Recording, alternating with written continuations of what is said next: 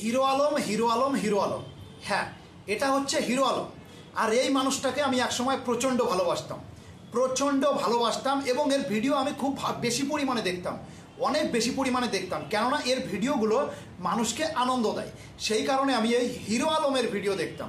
কিন্তু হিরো আলম দেশ স্বাধীন হবার পর, মানে বাংলাদেশ স্বাধীন হবার পর 2024-এর 5ই আগস্ট যখন বাংলাদেশ স্বাধীন হলো, তারপরে এই হিরো আলম ভারতবর্ষকে নিয়ে অনেক খারাপ কথা বলেছে, ভারতবর্ষের প্রধানমন্ত্রীকে নিয়ে অনেক খারাপ কথা বলেছে এবং বাংলাদেশের প্রাক্তন প্রধানমন্ত্রী শেখ হাসিনাকে নিয়েও খারাপ কথা বলেছে।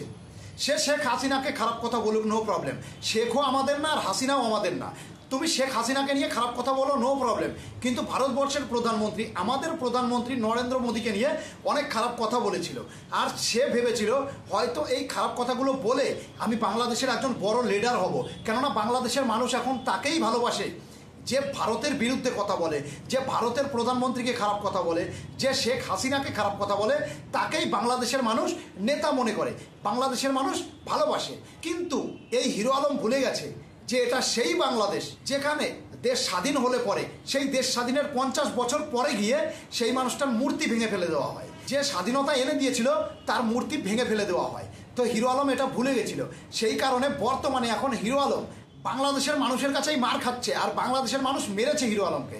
হিরো আলম ডাইরেক্ট এসে বলছে মিডিয়ার সামনে যে বিএনপির লোক আমাকে মেরেছে, বিএনপির লোক আমাকে মেরেছে, কেননা তারা ক্ষমতায় আসতে পারেনি, তাই আমাকে মারছে। যদি তারা ক্ষমতায় আসে তাহলে আমার কি অবস্থা করবে, এটা হিরো আলম বলছে। এবার আমি হিরো আলমকে একটা কথা বলতে চাই, ভাই কথা বলার সময় না ভেবে চিনতে বলতে হয়, কথা বলার সময় ভেবে চিনতে বলতে হয় যে আমি কার বিরুদ্ধে কথা বলছি, কাকে নিয়ে কথা বলছি।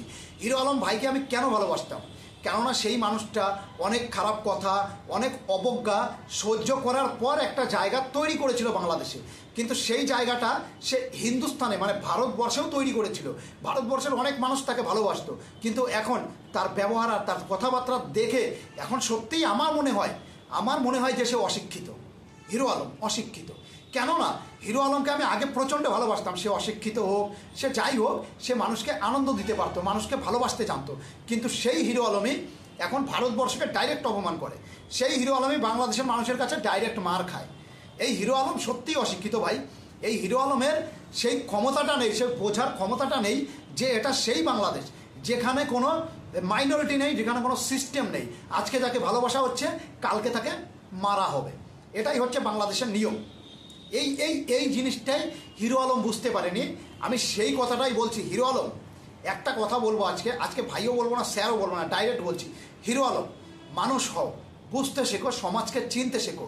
তোমার সেই বয়সটা হয়নি, তুমি সেই জ্ঞানটা অর্জন করতে পারোনি। হ্যাঁ, তুমি উল্টোপাল্টা কথা বলে, উল্টোপাল্টা গান তৈরি করে, উল্টোপাল্টা অনেক কিছু করে তুমি মানুষকে হাসাতে পারো, কিন্তু তোমার মধ্যে বুদ্ধি জ্ঞান কিচ্ছু নেই।